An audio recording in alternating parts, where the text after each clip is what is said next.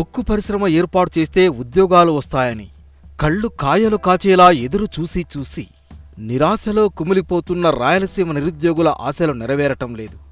జమ్మలమడుగు మండలం వేమగుంటపల్లి, కొత్తగుంట్లపల్లి, పి బొమ్మేపల్లి, తూగట్లపల్లి గ్రామాల్లో 10,760 ఎకరాలను బ్రహ్మణి ఉక్కు పరిశ్రమ కోసం 9 ఏళ్ల కిందట కేటాయించారు. 2007 మే 21న రాష్ట్ర ప్రభుత్వంతో ఒప్పందం జరిగింది. అదే ఏడాది జూన్ 10న నాటి ముఖ్యమంత్రి వైఎస్ రాజశేఖర రెడ్డి చేతుల మీదుగా అట్టహాసంగా శంకుస్థాపన కార్యక్రమం జరిగింది.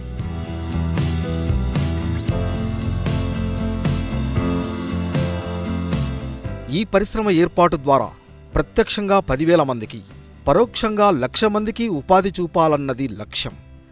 ఏటా 2 మిలియన్ టన్నుల ఉక్కు ఉత్పత్తి చేస్తూ 2015 నాటికి 10 మిలియన్ టన్నులకు ఉత్పాదక సామర్థ్యం పెంచుతామని నాటి ఒప్పందంలో పేర్కొన్నారు. అందుకే ప్రభుత్వం ఎకరా భూమిని అతి తక్కువ ధరకు కేవలం 18,000 రూపాయలకు కేటాయించింది. వాణిజ్య విమానాశ్రయం కోసం అదనంగా మరో 3,115 ఎకరాలను కేటాయించారు. అయితే బ్రహ్మణి కంపెనీ ప్రమోటర్ గాలి జనార్దన్ రెడ్డి అక్రమ మైనింగ్ కేసుల్లో ఇరుక్కుని జైలు పాలు కావడంతో ఆ పరిశ్రమ పనులు మధ్యలో ఆగిపోయాయి. దీంతో బ్రహ్మణి కథ కంచికి చేరింది. చివరికి ఆ పరిశ్రమకు కేటాయించిన భూములను కూడా ప్రభుత్వం వెనక్కి తీసుకుంది.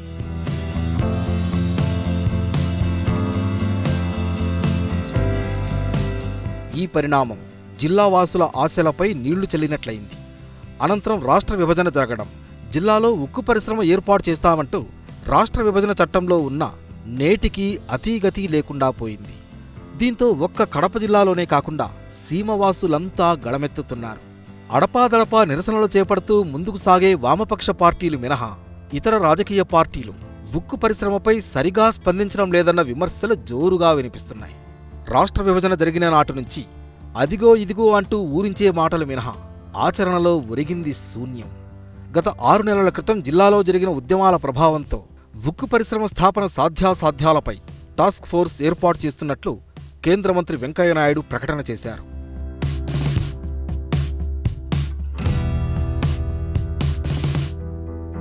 అనంతరం స్టీల్ అథారిటీ ఆఫ్ ఇండియా బృందం కడప జిల్లాలోని పలు ప్రాంతాల్లో పర్యటించి ఖనిజ నిక్షేపాల లభ్యతను పరిశీలించింది. ఇందులో భాగంగా జిల్లాలోని బ్రహ్మణి పరిశ్రమకిచ్చిన స్థలంతో పాటు కొప్పర్తి పారిశ్రామికవాడ, మైలవరం మండలంలోనూ స్థలాలను, సాధ్యాసాధ్యాలను సెయిల్ అధికారులు పరిశీలించారు. అయితే చివరకు జిల్లాలో ఉన్న ఖనిజాల ఆధారంగా ఉక్కు పరిశ్రమ ఏర్పాటు కష్టమని నివేదిక ఇవ్వడంతో జిల్లావాసులు ఆగ్రహం వ్యక్తం చేస్తున్నారు. కేంద్ర రాష్ట్ర ప్రభుత్వాల తీరును నిరసిస్తూ స్టీల్ ఫ్యాక్టరీ సాధన సమితి పురుడు పోసుకుంది. ఉక్కు పరిశ్రమతో జిల్లాకు జరిగే లాభాలను, నిరుద్యోగ సమస్యను ఎలా రూపుమాపవచ్చో విద్యార్థులతో ఇష్టాగోష్ఠులు ఏర్పాటు చేస్తూ ముందుకు సాగుతూ వచ్చింది.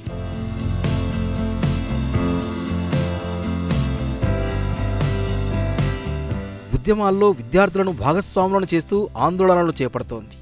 కేంద్ర రాష్ట్ర ప్రభుత్వాల పెద్దలను కలిసి పలుమార్లు వినతి పత్రాలు సమర్పించింది. అన్ని రాజకీయ పార్టీలతో పాటు స్టీల్ ఫ్యాక్టరీ కోసం ఉద్యమించే ప్రజా సంఘాలను కలుపుకుంటూ ఉద్యమంలో ముందుకు సాగుతూ వస్తోంది. కేంద్ర రాష్ట్ర ప్రభుత్వాల నుంచి ఎలాంటి స్పందన లేకపోవడంతో వేలాది మంది విద్యార్థుల సమక్షంలో ఆమరణ దీక్షను చేపట్టింది. 2వ రోజుకు చేరిన స్టీల్ ఫ్యాక్టరీ సాధన సమితి ఆమరణ దీక్షకు పలు విద్యార్థి ప్రజా సంఘాలు మద్దతు పలుకుతూ ఉద్యమాన్ని వేడెక్కిస్తున్నాయి.